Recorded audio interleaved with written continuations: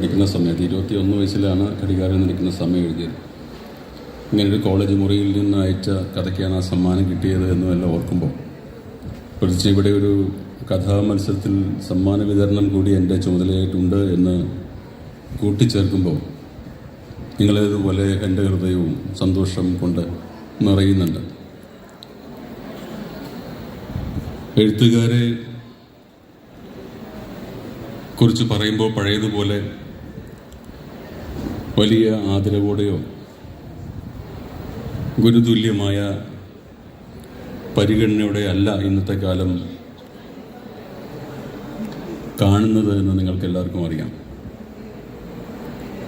കാലം പലപ്പോഴും പഴയ കാലത്തെ മഹാന്മാരായ എഴുത്തുകാരെ പുതിയ കാലത്തിൻ്റെ വില്ലന്മാരായി കാണുന്നു. സമകാലികരായ എഴുത്തുകാരിൽ തന്നെയും അധികാര കേന്ദ്രങ്ങളോട് ചേർന്ന് നിന്ന് സമ്മാനങ്ങൾ വാങ്ങുന്നവരെയും അധികാരത്തിനെതിരെ കലഹിക്കുന്നത് കൊണ്ട് ജീവൻ പോലും നഷ്ടപ്പെടുന്നവരെയും നമ്മൾ കാണുന്നു. സാഗ എന്ന വാക്കിൻ്റെ അർത്ഥം പല അർത്ഥങ്ങളിലൊന്ന് ഒരു കുടുംബകഥ, ചതുരമായി പറഞ്ഞ കുടുംബകഥ എന്നാണ്. ഇതിഹാസം തുടങ്ങിയ പല അർത്ഥങ്ങളും അതിനുണ്ട്. ഈ അധികാരവുമായി ചേർന്ന് നിന്നുകൊണ്ട് അല്ലെങ്കിൽ അധികാരം ചേർന്ന് വരുമ്പോൾ എങ്ങനെയാണ് ഒരു മനുഷ്യൻ്റെ നന്മ നിലനിർത്താൻ സാധിക്കുന്നത്, സംസ്കാരം നിലനിർത്താൻ സാധിക്കുന്നത് എന്നുള്ള ചോദ്യം വളരെ പ്രധാനപ്പെട്ട ഒന്നാണ് എഴുത്തിൻ്റെ ചരിത്രത്തിൽ. അതുകൊണ്ടാണ് ഇന്ത്യ സൃഷ്ടിച്ച സാഗകളിൽ ഏറ്റവും ആദ്യത്തെ രാമായണം തുടങ്ങുന്നത് വാൽമീകി നാരദരോട് ആരാണ് അധികാരവും ഗുണവും ഒരേപോലെയുള്ള ഒരു മനുഷ്യൻ ഭൂമിയിൽ എന്ന് ചോദിച്ചുകൊണ്ടാണ്. കോനസ്മിൻ സാമ്പ്രതം ലോകേ ഗുണവാൻ കശ്ച വീര്യവാൻ എന്നാണ് ആ ചോദ്യം. വീര്യവാൻ എന്ന വാക്കിന് അവിടെ അധികാരം എന്ന് തന്നെയാണ് അർത്ഥം. അധികാരം ലഭിക്കുമ്പോൾ എങ്ങനെയാണ് ഈ ഗുണവും ഒപ്പം സൂക്ഷിക്കാൻ പറ്റുക എന്നതാണ് കാതലായ പ്രശ്നം. അങ്ങനെ ഒരാളുണ്ട്, സർവാധികാരിയായിട്ടും ഗുണം പുലർത്തുന്ന ഒരാളുണ്ട് എന്ന് പറഞ്ഞുകൊണ്ടാണ് രാമൻ്റെ കഥ പറഞ്ഞു കൊടുക്കുന്നത്. രത്നാകരൻ വാൽമീകിയായ കഥയിൽ ഒരു കാട്ടാളൻ എഴുത്തുകാരനായി പരിണമിക്കുന്ന ആ കഥയിൽ എഴുത്തുകാരൻ്റെ കർമ്മങ്ങളുടെ ഫലം തൻ്റെ കുടുംബവും കൂടി പങ്കിടുന്നുണ്ടോ എന്നൊരു ചോദ്യമുണ്ട്. സപ്തർഷികളോട് അത് ഞാൻ ചോദിച്ചിട്ട് വരാം എന്ന് പറഞ്ഞ് രത്നാകരൻ വീട്ടിൽ പോകുമ്പോൾ എഴുത്തച്ഛൻ അത് എഴുതുന്നത് താൻ നിരന്തരം ചെയ്യുന്ന കർമ്മങ്ങൾ താൻ അനുഭവിച്ചിടുകയെന്നേ വരൂ എന്നാണ്. അതായത് കൊലപാതകയും കള്ളനും പിടിച്ചുപറിക്കാരനുമായ രത്നാകരൻ എന്ന കാട്ടാളൻ്റെ കർമ്മം, ധർമ്മം അവൻ തന്നെ അനുഭവിച്ച് ഒടുങ്ങണം എന്നാണ് ഗൃഹസ്ഥയായിട്ടുള്ള വെറും വീട്ടമ്മയായിട്ടുള്ള ഭാര്യ അദ്ദേഹത്തിന് പറഞ്ഞു കൊടുത്തത്. അതുകൊണ്ടായിരിക്കുമോ എന്ന് ഞാൻ എപ്പോഴും അത്ഭുതപ്പെടാറുണ്ട്. അതിൻ്റെ പ്രതികാരമായിട്ടായിരിക്കുമോ തപസ് ചെയ്ത് വാൽമീകിയായി തീരുകയും എൻ്റെ വീട്ടുകാർക്കെന്ന ലോകത്തിന് തന്നെ സ്വാധീനിക്കാവുന്ന അല്ലെങ്കിൽ മാറ്റിത്തീർക്കാവുന്ന തരത്തിൽ കവിത എഴുതണം നിശ്ചയിച്ച് രാമായണം വാൽമീകി എഴുതിയത് എന്ന് ഞാൻ വിചാരിക്കാറുണ്ട്. അതുകൊണ്ട് രാമായണം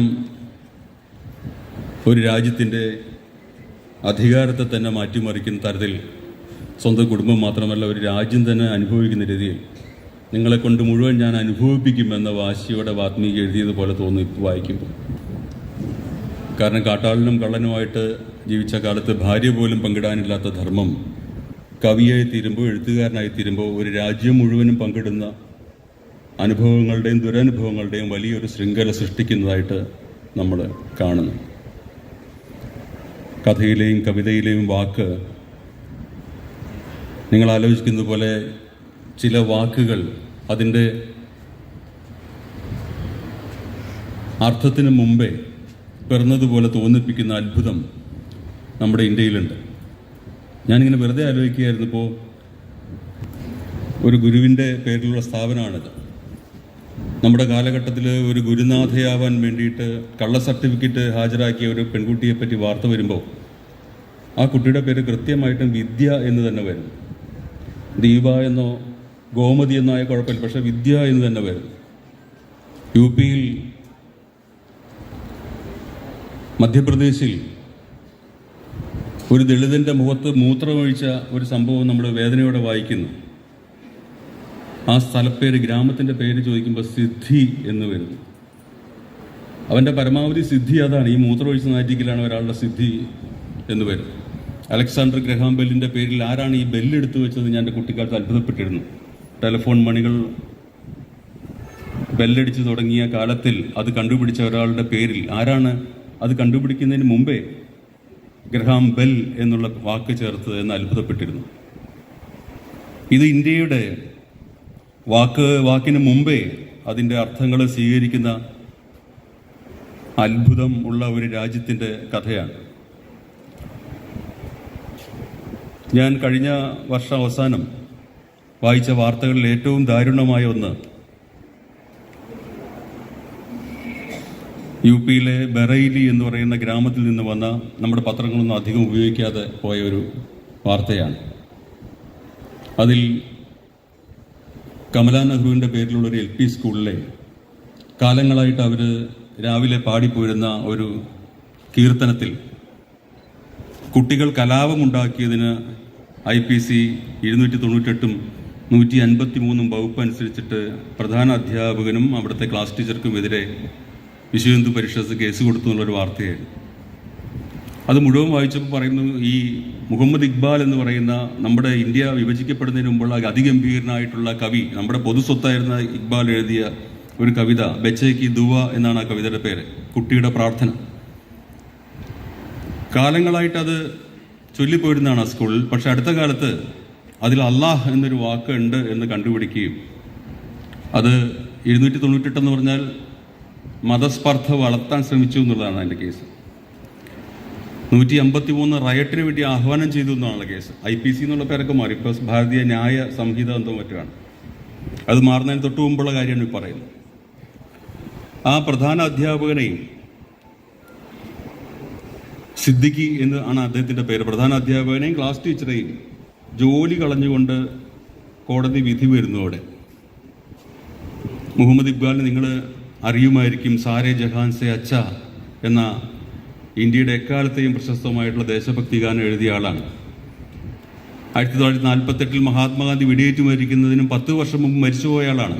ഇന്ത്യ ഇങ്ങനെ 2 രാജ്യങ്ങളായി തിരിഞ്ഞു പോയത് അറിയാതെ മരിച്ചുപോയ ആളാണ്. 1902 അദ്ദേഹം എഴുതിയ കവിതയാണ് ഈ 120 വർഷങ്ങൾക്ക് ശേഷം വലിയ ഒരു കലാപ ആഹ്വാനമായിട്ട് വ്യാഖ്യാനിച്ച് കേസെടുക്കുന്നതും അധ്യാപകരെ പിരിച്ചുവിടുന്നത്. ഈ സാരേ ജഹാൻ സെ അച്ഛ എന്നുള്ള വാക്ക് നമ്മൾ പിന്നീട് അഭിമാനത്തോടെ വായിച്ചത് നമ്മുടെ രാകേഷ് ശർമ്മ ബഹിരാജ് ചെന്നപ്പോഴാണ്. ഇന്ദിരാഗാന്ധി ചോദിച്ച സംഭാഷണമായിട്ട് നമ്മൾ പിന്നീട് പത്രങ്ങളിൽ വായിച്ചു. അഭിമാനത്തോടെ ഇന്ത്യയിലെ ഒരു പൗരൻ, ഒരു പുത്രൻ ബഹിരാകാശത്ത് നിന്ന് ഭൂമിയെ കണ്ടപ്പോൾ, തിരിഞ്ഞു നിന്ന് ഈ നീലഗ്രഹത്തെ അതിൻ്റെ ചാരുതയോടെ നോക്കി കണ്ടപ്പോൾ, ഇന്ത്യയെ കണ്ടപ്പോൾ എന്തു തോന്നി എന്ന് ചോദിച്ചപ്പോൾ നമ്മുടെ രാകേഷ് ശർമ്മ മറുപടി പറഞ്ഞത് ഈ കവിതയുടെ ആദ്യ വരിയാണ്, സാരേ ജഹാൻ സെ അച്ഛ, ഈ ലോകത്തിലെ ഏറ്റവും സുന്ദരമായ പ്രദേശം. അത് എഴുതിയത് മുഹമ്മദ് ഇക്ബാൽ എന്ന് പറയുന്ന ഇന്ന് പാകിസ്ഥാന്റെ ദേശീയ കവിയായിട്ട് 47 അവർ പ്രഖ്യാപിച്ച കവിയാണ്. അപ്പം അവിടെ ഉറുദു പോയിട്ടായതുകൊണ്ട് അത് അവരൻ്റെ ഭാഷയാണെന്നും നമ്മുടെ ഭാഷയല്ലെന്നും, പാകിസ്ഥാൻ ദേശീയ കവി ആക്കിയതുകൊണ്ട് മുഹമ്മദ് ഇക്ബാൽ നമുക്ക് സ്വീകാരനായ കവിയല്ലെന്നും, ഈ അതിർത്തികളെയും ഭാഷകളെയും ദേശങ്ങളെയും എല്ലാ ഭേദങ്ങൾക്കും അപ്പുറത്താണ് മാനവികത എന്ന് ഉദ്ഘോഷിച്ചുകൊണ്ട് മരിച്ചുപോയ നമ്മുടെ ഗംഭീരന്മാരായ കവികളെ അപമാനിക്കുന്ന രീതിയിൽ പുതിയ കാലത്ത് പുതിയ വ്യാഖ്യാനങ്ങൾ ഉണ്ടായിത്തീരുന്നതിനെ പറ്റിയാണ് ഞാൻ എൻ്റെ ഖേദം അറിയിക്കുന്നത്. ഉറുദു 2ാം ഭാഷയായിട്ട് സ്വീകരിക്കുന്നവനെ നഗരത്തിലൂടെ കഴുതപ്പുറത്ത് കയറ്റി ചാട്ടവാർ അടിക്കണമെന്ന് 85-88 UP ഭരിച്ചിരുന്ന വീർ ബഹാദൂർ സിംഗ് എന്ന് പറയുന്ന മുഖ്യമന്ത്രി പറഞ്ഞു. അന്നാണ് നമ്മുടെ കൈഫി അസ്മി, നമ്മുടെ പ്രിയപ്പെട്ട ചലച്ചിത്ര താരത്തിൻ്റെ അച്ഛൻ, മഹാനായ കവി, ഉറുദു പോയിട്ട് തനിക്ക് കിട്ടിയ പത്മശ്രീ തിരിച്ചേൽപ്പിച്ചത്. ഈ ഉറുദു എന്ന ഭാഷയോട് പുലർത്തുന്ന ഈ അവമതിപ്പിനെതിരെ പ്രതികരിക്കാൻ വേണ്ടി. ഭാഷയ്ക്കും ദേശത്തിനുമെതിരെയുള്ള ഈ തിരിവുകളെ അതിവർത്തിക്കുവാൻ വേണ്ടിയിട്ടാണ് നമ്മൾ സാഗുകൾ നമ്മുടെ ഭാഷയിൽ, ഇന്ത്യയിൽ, സാഹിത്യത്തിൽ സൃഷ്ടിച്ചു വെച്ചത്. കുഴിച്ച് ചെല്ലുമ്പോൾ നമ്മുടെ ക്ഷേത്രം ഇരുന്ന സ്ഥലത്ത്, നമ്മുടെ പള്ളി ഇരുന്ന സ്ഥലത്ത് കുഴിക്കുമ്പോൾ മറ്റേ ആളുടെ അവരൻ്റെ വിഗ്രഹമോ പ്രതിഷ്ഠയോ കണ്ടെത്തിയാൽ സന്തോഷിക്കുകയാണ് വേണ്ടത്. നമ്മുടെ സഹോദരി അത്രയും ദൃഢമാണെന്നാണ്. ഒന്ന് കുഴിക്കുമ്പോൾ മറ്റൊന്ന് കിട്ടുമ്പോൾ അത് സന്തോഷിക്കേണ്ട കാര്യമാണ്. അത് അവരനല്ല, നമ്മൾ തന്നെ പരിണമിച്ചതാണെന്നുള്ള തിരിച്ചറിവാണ് നമുക്ക് ഉണ്ടാവേണ്ടത്. അങ്ങനെ കുഴിച്ച് ചെല്ലുമ്പോൾ നമ്മൾ കുരങ്ങന്മാരാണ് തിരിച്ചറിയും. കുഴിച്ചു നാം അനിഷ്ട സ്മൃതികൾ തൻ അഴുക്കു പരതി ചെന്ന് എത്തുന്നു നരകത്തിൽ എന്ന് പറഞ്ഞതുപോലെ നമ്മൾ കുഴിച്ച് ഈ അനിഷ്ടങ്ങളുടെ നരകത്തിലേക്കാണ് ആഴമിട്ട് ഊളിയിട്ട് പോകുന്നത്. ഇതിനെ തിരിച്ചറിയുന്നതിൻ്റെ പേരാണ് സംസ്കാരം എന്ന് പറയുന്നത്. ഈ ഭേദബുദ്ധികളെ, ഭേദഭാവനകളെ, അതിൻ്റെ അതിർത്തികളെ, അതിൻ്റെ മുള്ളുവേലികളെ തകർക്കുന്ന ഒരു സമഗ്രതയ്ക്കാണ്, ഒരു ചേർത്ത് പിടിക്കലിനാണ് നമ്മൾ സംസ്കാരം എന്ന് പറയുന്നത്. അതാണ് നമ്മൾ കഥയിലൂടെയും കവിതയിലൂടെയും ചെയ്യാൻ ശ്രമിക്കുന്നത്. നിങ്ങൾക്കറിയാവുന്ന പോലെ സത്യത്തിൻ്റെയും ധർമ്മത്തിൻ്റെയും കാലം കഴിഞ്ഞു. സത്യാനന്തര കാലം എന്നൊക്കെ പ്രഭാഷകരും എഴുത്തുകാരും നിരന്തരം ഘോരഘോരം പറയാൻ തുടങ്ങിയിരിക്കുന്നു. ഇന്ത്യക്ക് സ്വാതന്ത്ര്യം കിട്ടാനുള്ള വലിയ സമരത്തിൽ സത്യത്തിൻ്റെയും ധർമ്മത്തിൻ്റെയും പതാക പാറിച്ചുകൊണ്ടാണ് മഹാത്മാഗാന്ധി അടക്കമുള്ളവർ അതിൻ്റെ മുന്നിൽ നിന്ന് നയിച്ചതെന്ന് നമുക്ക് എല്ലാവർക്കും അറിയാം. സ്വാതന്ത്ര്യാനന്തരം സത്യധർമാദികളുടെ കാലം അവസാനിക്കുകയും നീതിയുടെയും ന്യായത്തിൻ്റെയും പുതിയ യുഗം ആരംഭിക്കുകയും ചെയ്തു. അങ്ങനെ വരുമ്പോൾ സത്യത്തിനും ധർമ്മത്തിനും വേണ്ടി വക്കാലത്ത് പിടിക്കാൻ ആരുമില്ല. നിങ്ങൾക്കറിയാവുന്നതുപോലെ ഇന്ത്യൻ സ്വാതന്ത്ര്യ സമരത്തിൽ പങ്കെടുത്ത ഏതാണ്ട് മുഴുവൻ ഗംഭീര നേതാക്കന്മാരും വക്കീലന്മാരായിരുന്നു. അവർ ഇന്ത്യക്ക് പുറത്തു പോയും ബാരിസ്റ്റർ ഡിഗ്രി എടുത്ത് വന്നാണ്. ലാൽ പാൽ ബാൽ എന്ന് പഠിക്കുമ്പോൾ ലാലാ ലജ്പത് റായ്, ബാലഗംഗാധര തിലകൻ, പിന്നെ ബിപിൻ ചന്ദ്രപാൽ, അവരെല്ലാവരും അഡ്വക്കേറ്റുമാരായിരുന്നു. മഹാത്മാഗാന്ധി സ്വയം ബാരിസ്റ്ററായിരുന്നു. ജവഹർലാൽ നെഹ്റു, അദ്ദേഹത്തിൻ്റെ പിതാവ്, ഗംഭീരന്മാരായ ഈ വക്കീലന്മാർ മുഴുവനും തങ്ങളുടെ ധാർമ്മിക ബുദ്ധി, ധാർമ്മിക സിദ്ധി സമൂഹത്തിനു വേണ്ടി ചെലവഴിക്കാം എന്നുള്ള ധാരണയിലാണ് നിയമം പഠിച്ച് നിയമജ്ഞരായി മാറിയത്. ബ്രിട്ടീഷുകാരൻ്റെ മേധാവിത്വത്തിനെതിരെ ധാർമ്മികതയുടെ യുദ്ധം നയിക്കുവാൻ തങ്ങൾക്ക് നിയമത്തിൻ്റെ പരിരക്ഷ വേണമെന്നുള്ള തോന്നലിൽ നിന്നാണ് അവരെല്ലാം നിയമജ്ഞരായി മാറിയത്. പുതിയ കാലത്ത് നിങ്ങൾക്കറിയാം, നേരത്തെ ആളൂരിനെ പറ്റി ആരോ പറഞ്ഞു, ഏത് കേസിൽ നിന്നും ആളെ ഊരാൻ പറ്റിയ ആളാണ് ഈ ആളൂരാൻ എന്ന ആളൂർ എന്ന പേര്. എങ്ങനെയാണ് ഈ പേര്?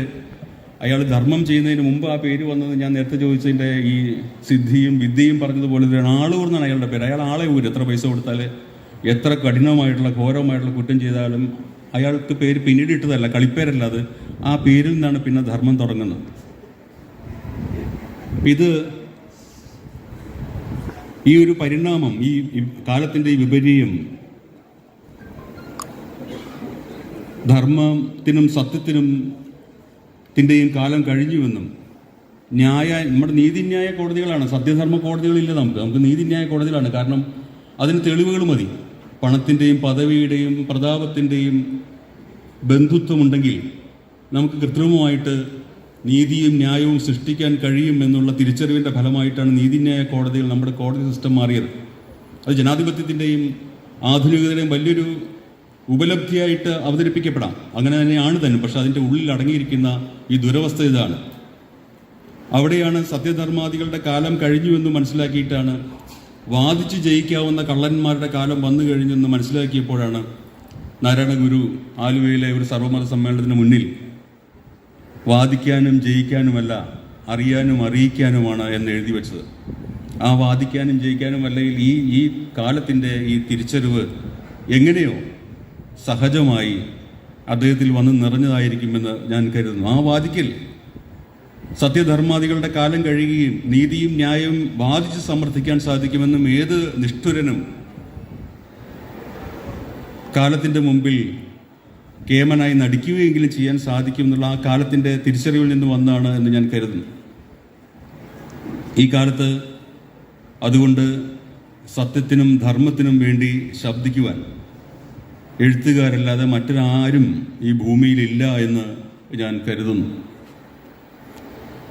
വാദിച്ച് ജയിക്കുവാനല്ലാതെ ഉള്ളിലെ വെളിച്ചം കൊണ്ട് മനുഷ്യരാശിയെപ്പറ്റി ബോധവാന്മാരാക്കുകയും സംസ്കാരത്തെപ്പറ്റി അവബോധമുണ്ടാക്കുകയും ഈ നീലഗ്രഹത്തിൽ ഈ രണ്ടു കാലിൽ നടക്കുന്ന ജന്തു കൂടുതൽ കാലം നടക്കണമെന്ന് ആഗ്രഹിക്കുകയും ചെയ്തുകൊണ്ട് എഴുതുന്ന എഴുത്തുകാർക്ക് എല്ലാവർക്കും ഇവിടെ മത്സരത്തിൽ സമ്മാനിതരായ പുതിയ കഥാകൃത്തുക്കൾക്കടക്കം ഞാനൊരു നമസ്കാരം പറയുന്നു.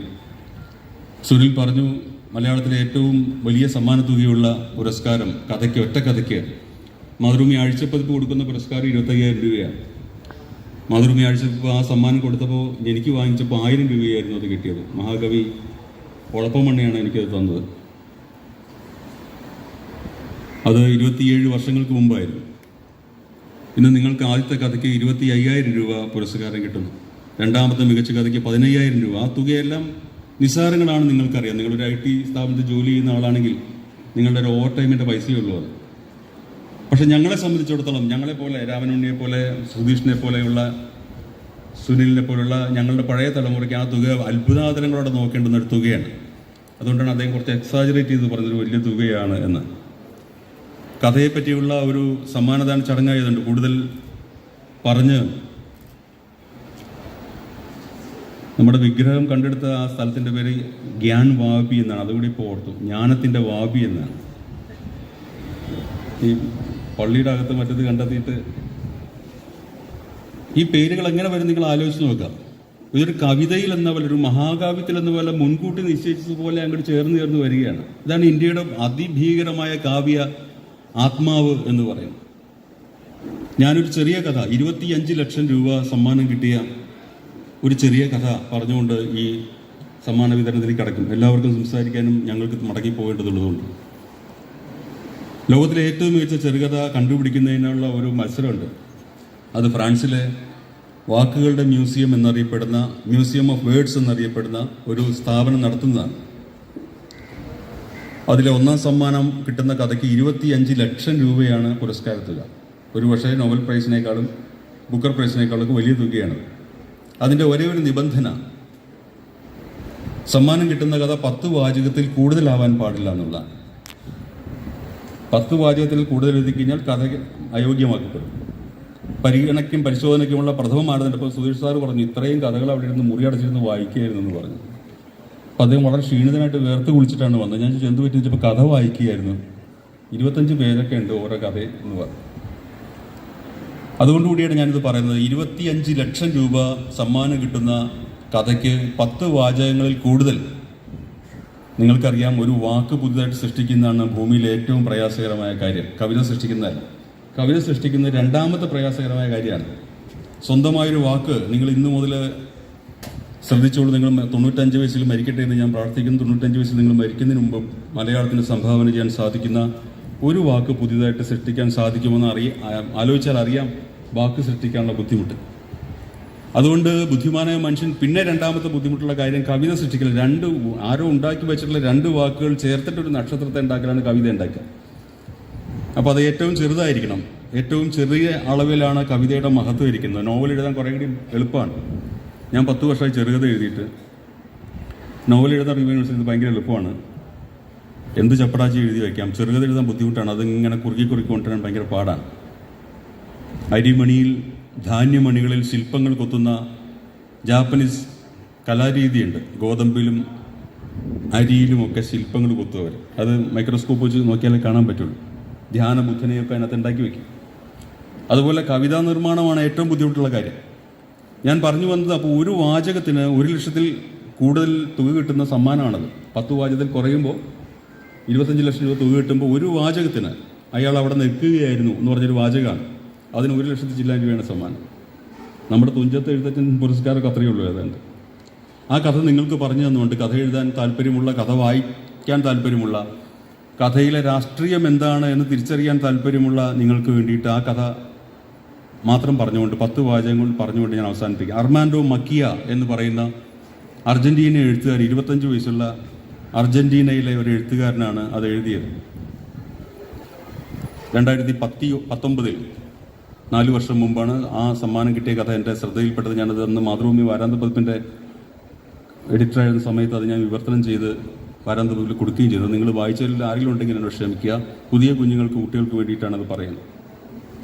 വെടിക്കാരൻ എന്നാണ് ആ കഥയുടെ പേര്. സ്നിപ്പർ, തോക്കുപയോഗിക്കുന്ന ആൾ എന്നാണ് കഥയുടെ പേര്. 10 വാചകം കേൾക്കാൻ നിങ്ങൾ സൗമനസ്യം കാണിക്കണം. ആ 10 വാചകം കഴിഞ്ഞ് ഞാൻ കഥ എൻ്റെ പരിപാടി നിർത്തി പോകും, സമ്മാനം കൊടുത്ത് പോകും. പതിവായി ജോലിക്കായി ബസ് കാത്തു നിൽക്കുന്ന സ്റ്റോപ്പിൽ നിൽക്കുമ്പോൾ നിരത്തിനപ്പുറത്ത് ഉള്ള 14 നില കെട്ടിടത്തിൻ്റെ 8ാം നിലയിൽ നിന്ന്, ബാൽക്കണിയിൽ നിന്ന് 4 വയസ്സുള്ള ഒരു കുട്ടി തനിക്ക് നേരെ വിരലുകൾ തോക്കുപോലെ മുദ്രയാക്കി പിടിച്ച് ഠോ എന്ന് ശബ്ദിക്കുന്നത് അയാൾ കണ്ടു. ഒരാൾ ബസ് കാത്ത് നിൽക്കുകയാണ്. അപ്പോൾ ഒരു കുട്ടി, എതിരെയുള്ള ഒരു അജ്ഞാതനായ കുട്ടി 8ാം നിലയിൽ നിന്ന്, ബാൽക്കണിയിൽ നിന്ന് ഇങ്ങനെ ഠോ എന്ന് കേൾപ്പിച്ചു. അത് തൻ്റെ നെഞ്ചിൽ കൊണ്ട് എന്ന നാട്യത്തിൽ അയാൾ നെഞ്ചിൽ അമർത്തിപ്പിടിക്കുകയും പിടയുന്നത് പോലെ ഒന്ന് അഭിനയിക്കുകയും ചെയ്തു, കുഞ്ഞിനെ സന്തോഷിപ്പിക്കാൻ വേണ്ടിയിട്ട്.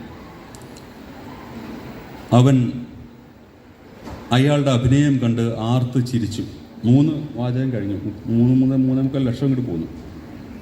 നമ്മളിവിടെ ഒന്ന് ഘോര മണിക്കൂർ 4:30 പുറപ്പെട്ടിട്ട് വൈകുന്നേരം 9 മണിക്ക് തിരിച്ചു ചെന്നാൽ പ്രതിഫലം അങ്ങനെ ചോദിച്ചാൽ അവൻ്റെ ഒരു അഹങ്കാരം എന്ന് പറയുന്ന കാലമാണ്.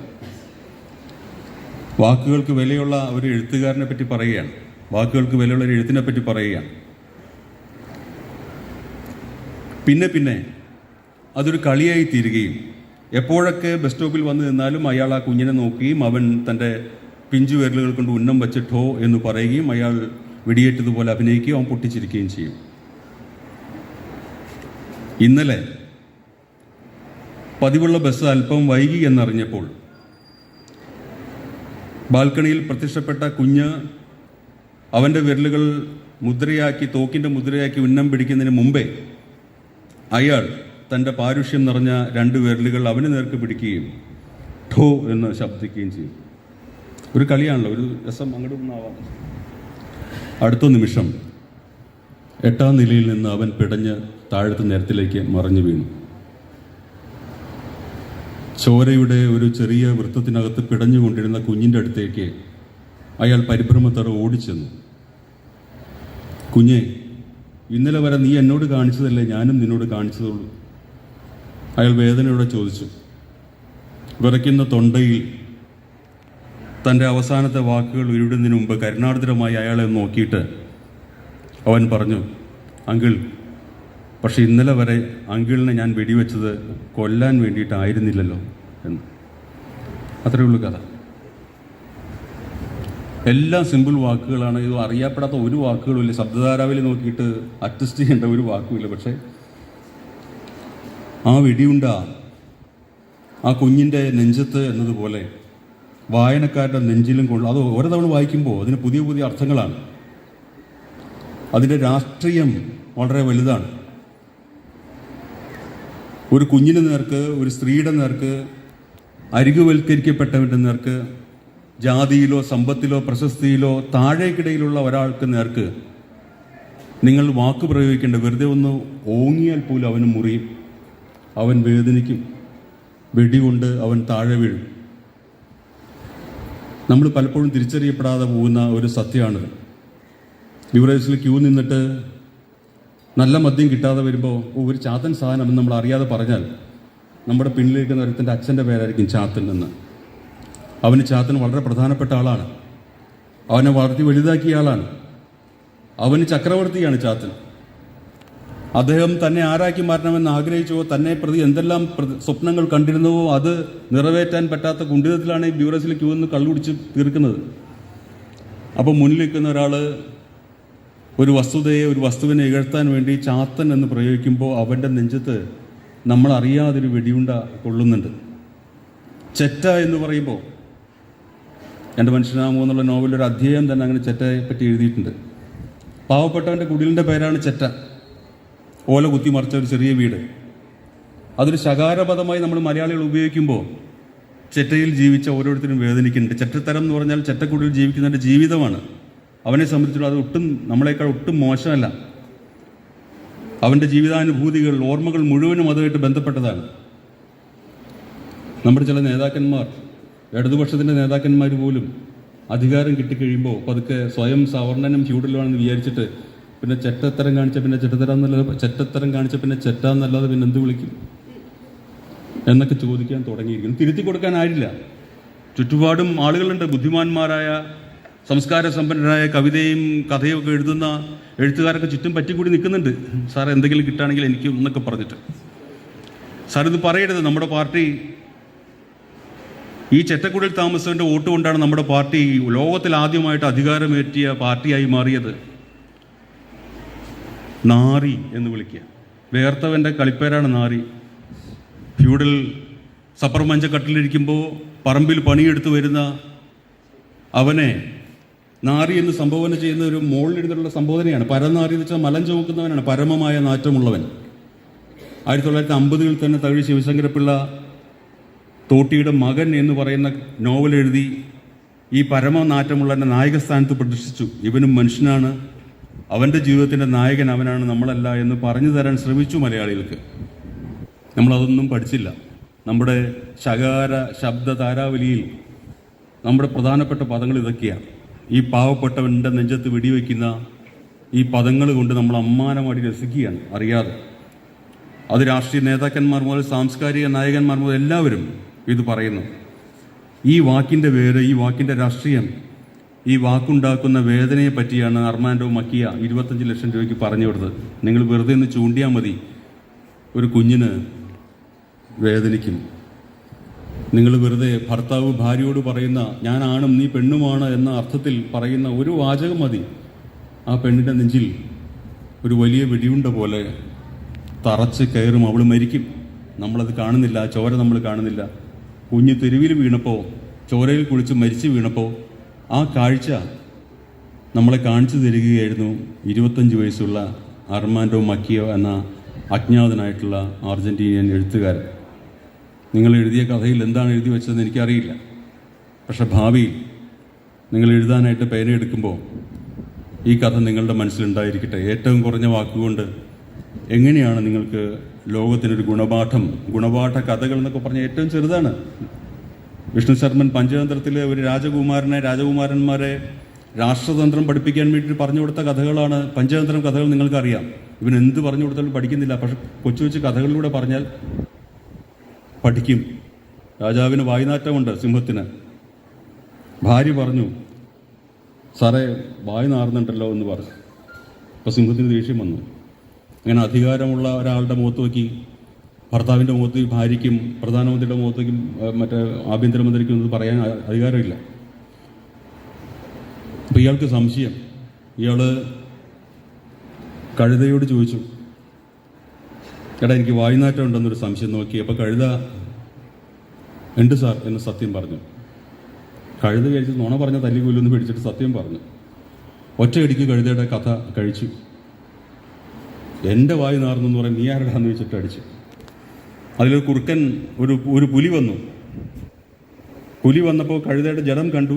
ഈ ചോദ്യം കേട്ടപ്പോൾ പുലിക്ക് മനസ്സിലായി എന്തോ അപകടമുണ്ട് എന്ന്.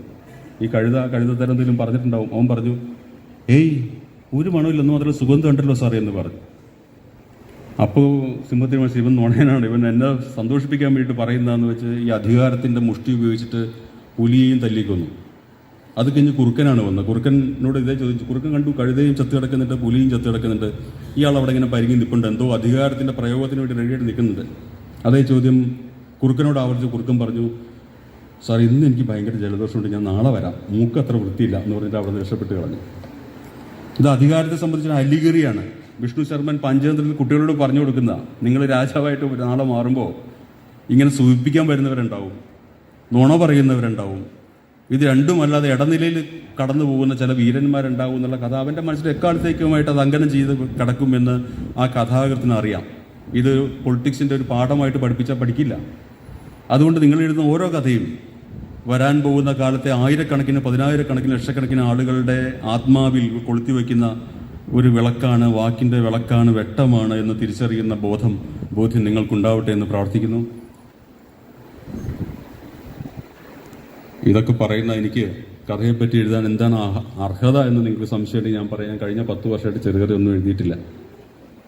കഴിഞ്ഞ 10 വർഷമായിട്ട് ഓരോ തവണ എഴുതാനിരിക്കുമ്പോഴും അത് പൂർത്തിയാക്കാൻ പറ്റാതെ ക്ലേശിച്ചും വിഷമിച്ചും ഞാൻ ആഗ്രഹിക്കുന്ന കഥയാവുന്നില്ലല്ലോ ദൈവമേ എന്ന് തന്നെ ദൈവത്തെ തന്നെ വിളിച്ച് ക്ലേശിച്ചുകൊണ്ട് പേന കൂട്ടി വയ്ക്കുന്ന ഒരു മഠയാത്മാവാണ് നിങ്ങൾക്കിന്ന് കഥയ്ക്കുള്ള സമ്മാനം തരാൻ വരുന്നതെന്ന് നിങ്ങൾ തിരിച്ചറിയണം എന്ന് ഞാൻ വിനീതമായിട്ട് നിങ്ങളെ അറിയിക്കുന്നു.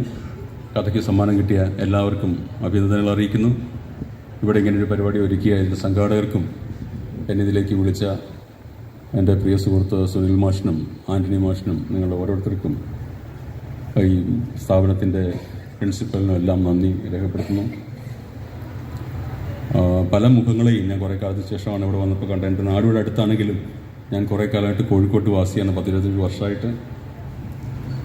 അപ്പോൾ ഇതെൻ്റെ പുരസ്കാര വിതരണ പ്രഭാഷണമായിട്ട് കരുതണം.